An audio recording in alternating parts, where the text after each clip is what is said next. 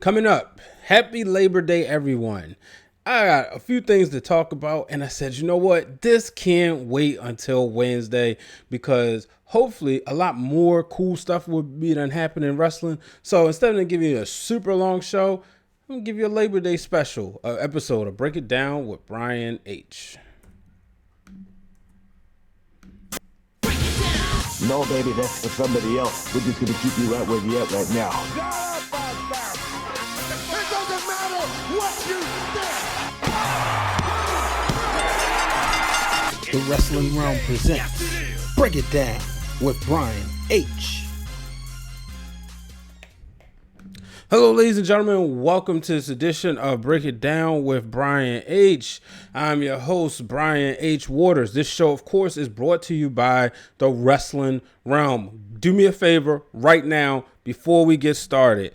Go to YouTube if you're watching there, or if you're listening on Apple Podcasts.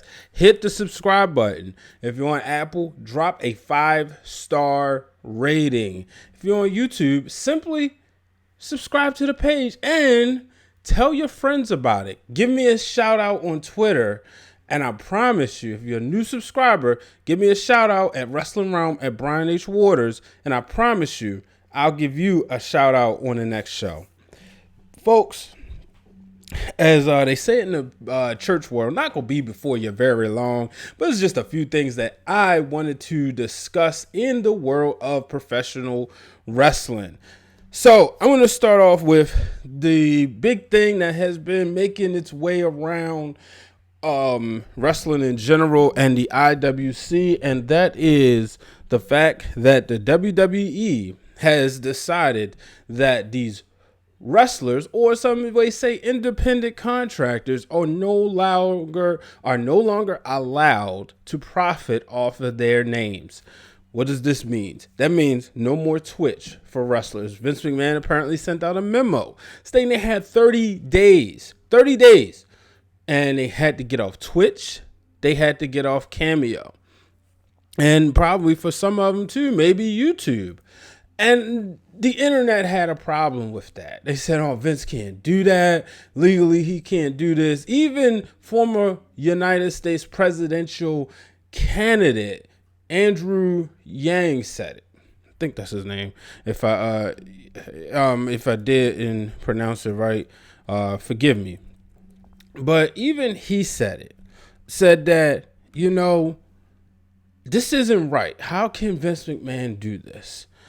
Now, there will be people out there who will say that I'm a WWE mark and that I love everything that WWE does, especially when I make this next statement. Full disclosure here. It's not that I'm a, quote, WWE mark, but I understand this from a business standpoint. They are a corporation, and being a corporation, they must protect all assets. Now, personally, I don't think Vince McMahon was on there. I think there's a whistleblower in the office. I think somebody perhaps got upset. Then I'm thinking maybe, somebody said, hey, Vince, they making extra money. Now, it is a pandemic, and people are like, well, how is that fair? Now, let's move forward, right? Because I've seen a lot of things. I heard maybe it was AJ Styles because he was on Twitch and he revealed about, I believe he revealed he had COVID-19, or maybe it was something else. Then I heard about Lana having, endorsing another party that was a rival to a WWE sponsor, or corporate partner. So it's all types of things. Here's what people have to understand. The real name stuff, no, I don't get that. I don't at all. But when it comes to them using the names that the WWE gave them in some of these cases, some of them, they're people in the independents who earn their own name. But when it comes to the ones earning their profits off of the WWE name, I can understand where Vince McMahon is like, well, no, I created that name. I created the character. You're not going to use that to make extra money. Because at the end of the day, everybody wants a piece of the pie. Let's be real. It's a business. And quite frankly, they probably looking in ideas, and they will probably say, hey, we can come up with a WWE Twitch channel or something on the network where the players and the superstars that are on Twitch can go in there and generate extra money, right? That's maybe generate subscribers, generate advertisers. The advertisers are going to pay big money. Maybe they can do their own cameo-like thing. We saw what they did for SummerSlam when people was able to talk to the wrestlers. So people are upset, but at the end of the day, WWE is a business, folks. It's more than a wrestling company. It's a business.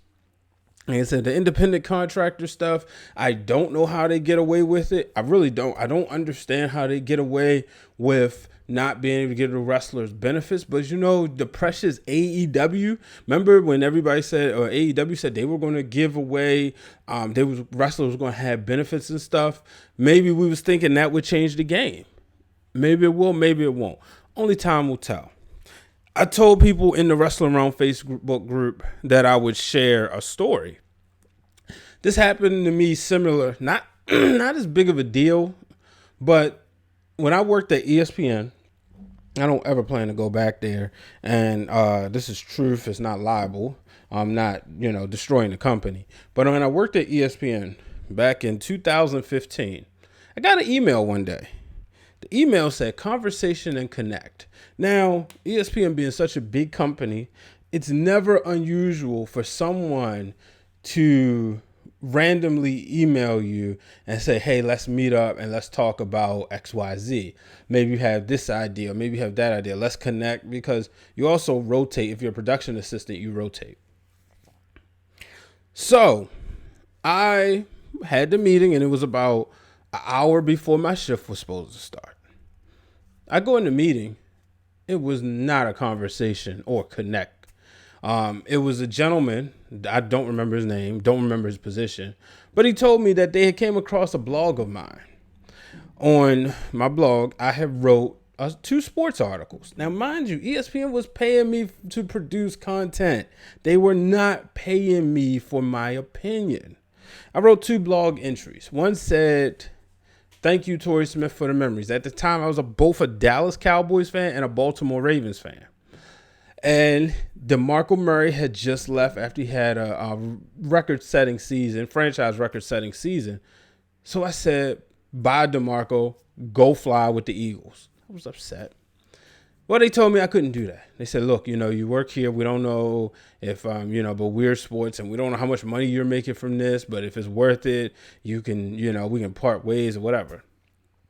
I didn't really get it, but I understood too. Well, it is a business. They thinking the little bit of thing, because in their minds, if the right person picked up on this blog and I'm going to do TV shows, I could be, working with a competitor. Fox Sports could say, hey, we want him on our show. And yeah, I'm an ESPN employee, but they're not paying me for my opinion. So they nipped that in the bud. Now, I did see later that some people were doing the same thing. Did it irritate me? Yes, I'm going to be straight up. There was a lot of white privilege that I wasn't privy to, because there were white people who were doing the same thing. They were even taking some of their highlights and putting it on their personal social media pages, putting their personal YouTube pages. And I said, well, look, if I did the same thing, they could get that monetized. But nonetheless, I didn't. So when I saw this come up, and you may remember, I had a show called The Wrestling Summit, and the show was actually on a part of a Fox Sports affiliate, but we never made mention of it being a part of that affiliate until I left ESPN. But it made me realize, hey, you know what? This is kind of that all over again. So that's the reason why I personally didn't. I understood. I understand the frustration. But at the end of the day, folks, it's a business. And that is why WWE had to put a stop to third-party apps. Speaking of business, I have to talk about this. A very bad business decision this past Saturday at AEW All Out. A match between Matt Hardy and Sammy Guevara took place. No rules type match, the whole thing, the gimmick. They did a spot, and Matt Hardy missed the table, and shoulder, head hits the ground, the concrete ground, folks. And when it happened, I was like, wow, this is ridiculous. Ridiculous. They paused the match, to my knowledge, I think it was about 3 to 5 minutes. They said the doctor there checked on Matt, said he was okay. He went ahead, he passed concussion protocol. Now, afterwards, they went on ahead to finish the match. And then Matt Hardy went to the hospital. His wife tweeted, she shared a screenshot of their conversation before, where he said, all right, I got to go. Love you. About to go do the match. We'll go head to the football field. She said, okay, don't be dumb. And then she started, you would see the rest of the message, she's cussing him out for what he did. In addition, we saw later on their oh so great owner, Tony Khan, discuss how, basically in so many words, Matt was okay. And it was Matt's decision. The doctor cleared him. Who in the world can pass a concussion protocol? If there was a concussion protocol, let me just tell y'all, folks, y'all watch the NFL. I'm pretty sure. And y'all watch college football. When players go through concussion protocol, first of all, they go to the back. Now, we do have time on the field, right? 40 seconds in between each play, quote unquote. I can guarantee you there's never been a concussion protocol that has passed within 3 plays. It takes about 3 real minutes, not football minutes, 3 real minutes to run a play or two. By the time, the clock stops, when they snap the ball, they react, they huddle up, they go back. So you never see someone pass concussion protocol within 1 possession. So how can that be possible for Matt Hardy to have passed concussion protocol? And I think this was just irresponsible. This man is a husband and a father. That is his most important job. AEW took a huge risk.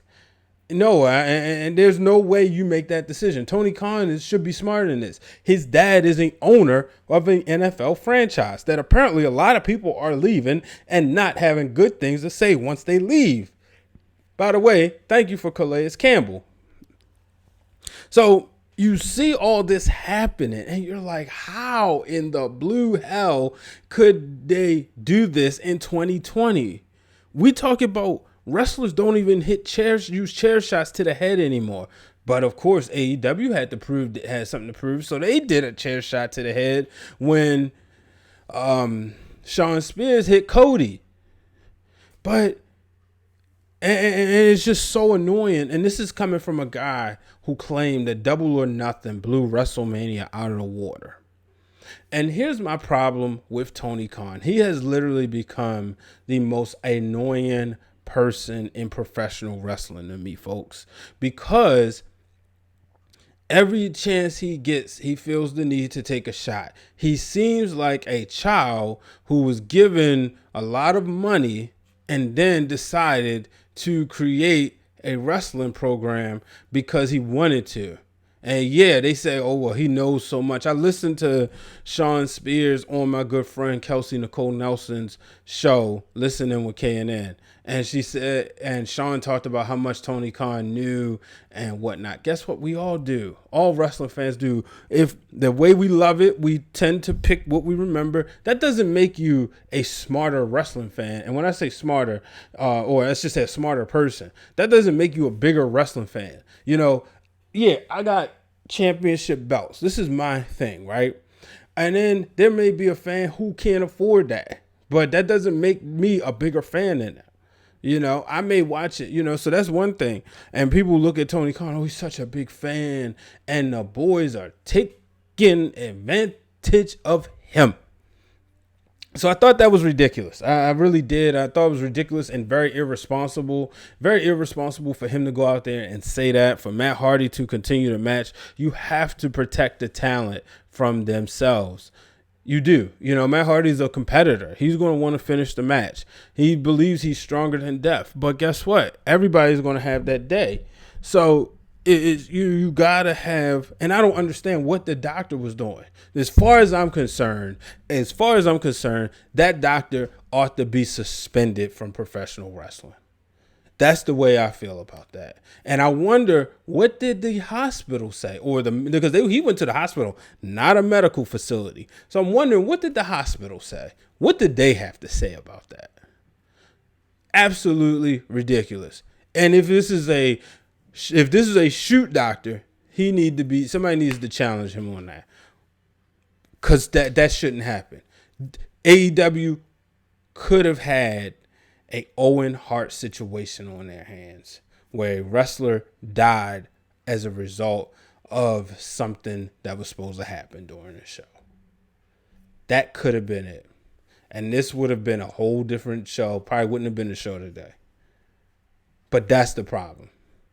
So we talk about saving the talent from themselves. Somebody needs to save Tony Khan from himself, because that's just uncalled for. So instead of worrying about what the WWE is doing, he need to focus on his content, because at the last time I checked, AEW is competing with NXT, a developmental brand, not Raw or SmackDown.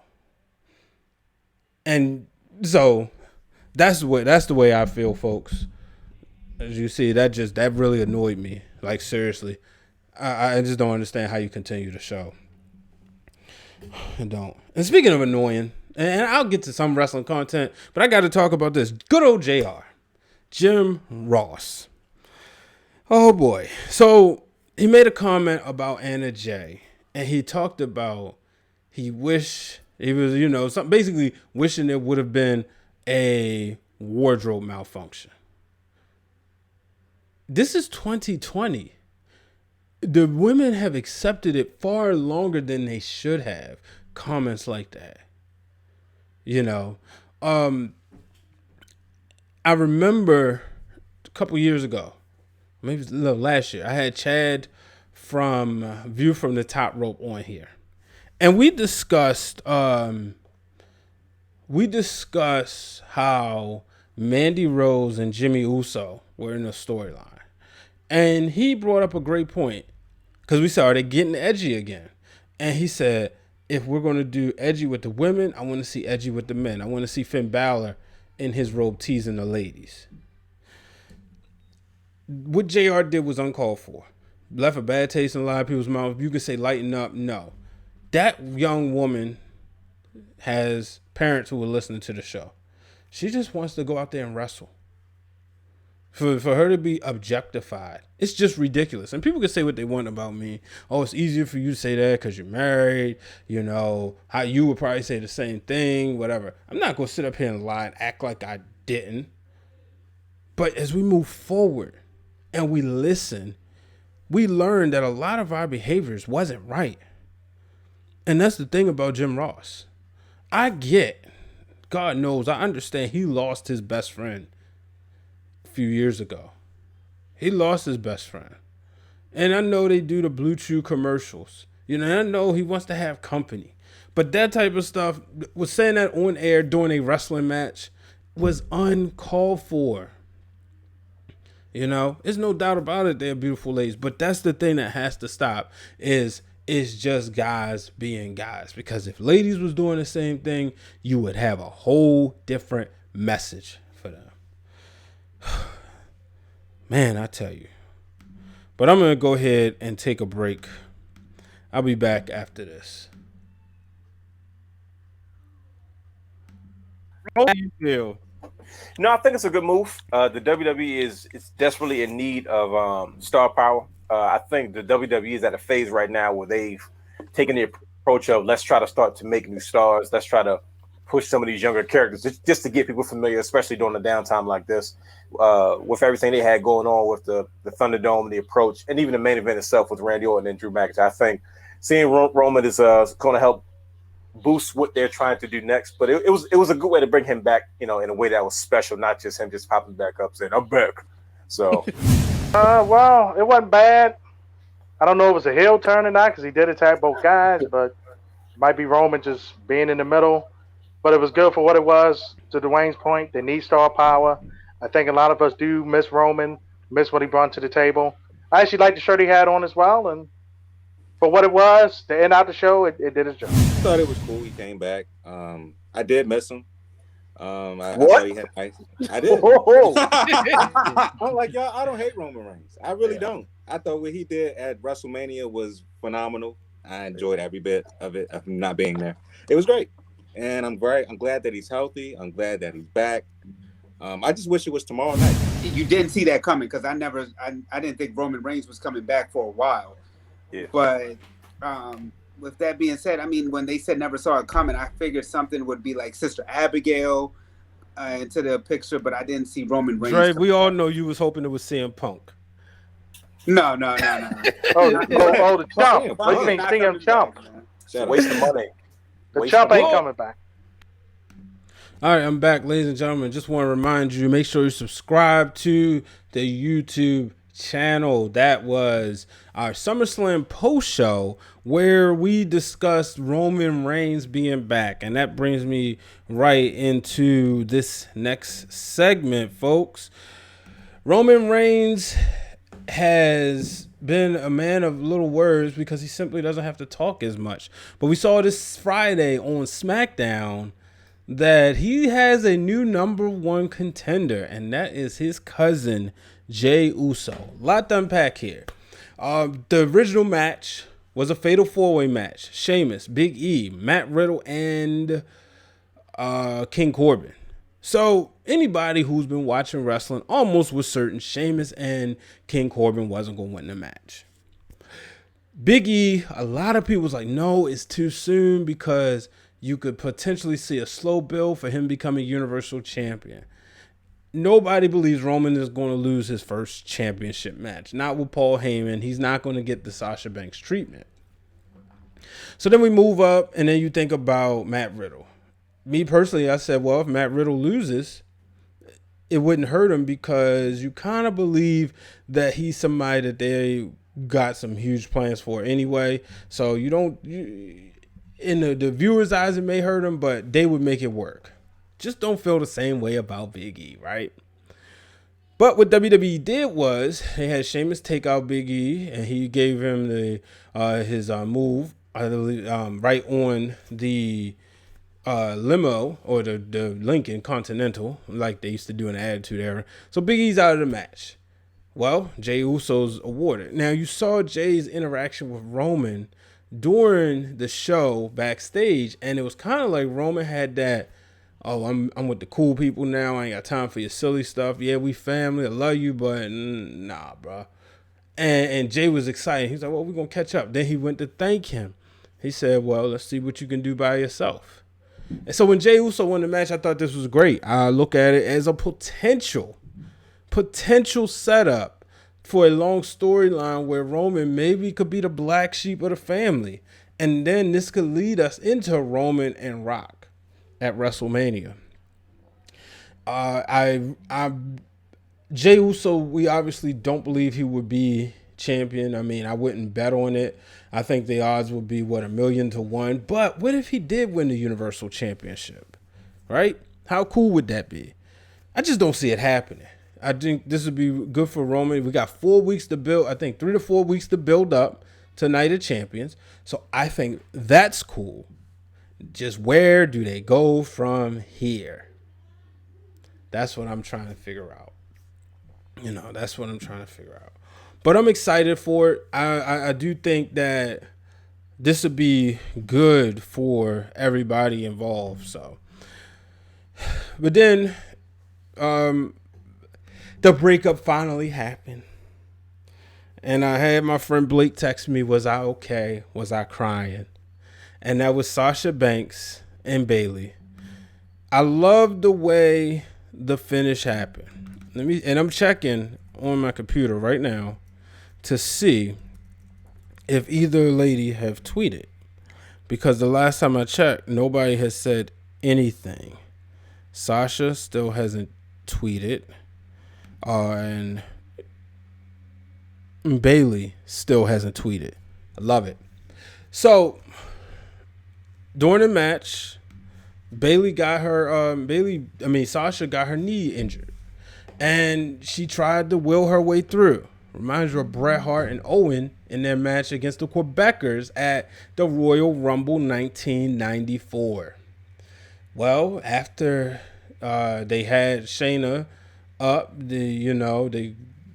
long story short, Nia Jax pinned both of them. And I like how what they did was they established Nia Jax and Shayna as dominant tag team, with both of them being in submission and Bayley tapping out, and then Nia doing a crossbody, pinning both ladies. I said, there you go. You just established both. You established them as dominant. What I wasn't expecting to see was what would happen when Bayley completely lost it and beat the heck out of Sasha Banks. And what she did was she really solidified herself as the heel in this rivalry moving forward. You got the boos. I said this needed to happen in front of fans. It happened at the Thunderdome. We'll take it. You got all the boos, right?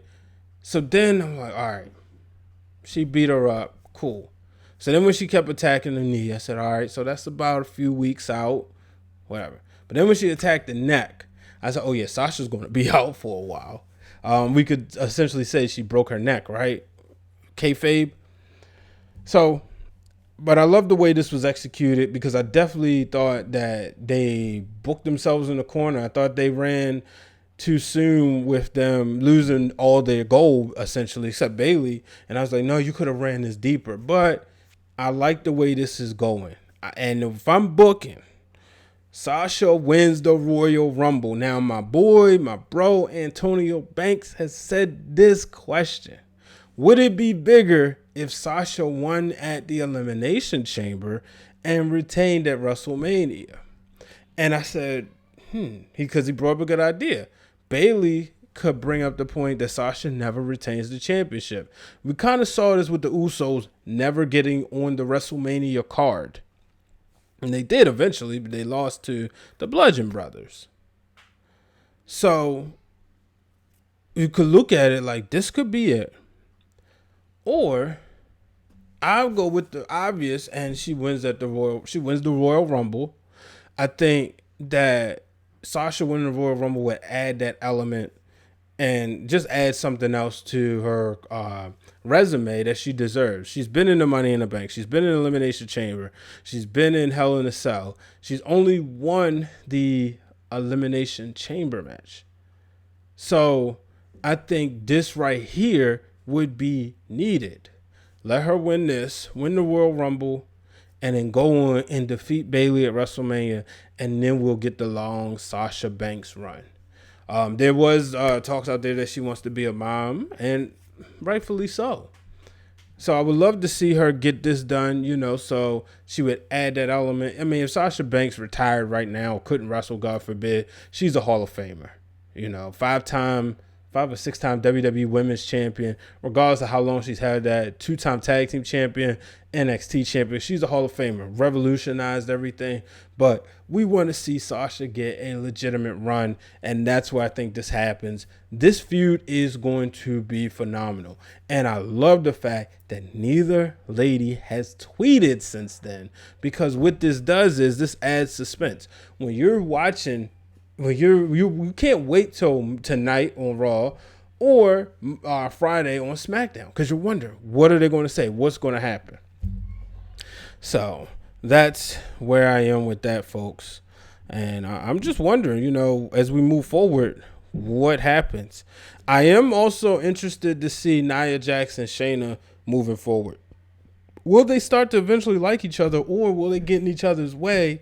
Because it seemed that Shayna was more interested in the women's championship. So what's going to happen there? That's why we love wrestling, the suspense. But ladies and gentlemen, that'll do it for this special Labor Day edition of Break It Down with Brian H. Make sure you hit the subscribe button. Make sure you are subscribed to the show. Just go on Apple Podcasts, Google Podcasts, hit the subscribe, Spotify, I'm there too. Hit the follow button. Please subscribe to the YouTube channel. Help us reach 1,000 subscribers. Tell your friends about the show. Give them, tell them it's free. They can watch free wrestling content. And also make sure you tweet us and Instagram us at Wrestling Realm and like the fan page. Until the next time, folks, I'm Brian H. Waters. So long, everybody. Thank you for tuning in to this week's episode of Break It Down with Brian H. Hit the subscribe button and turn on the bell so you get notified every time the Wrestling Realm posts new content.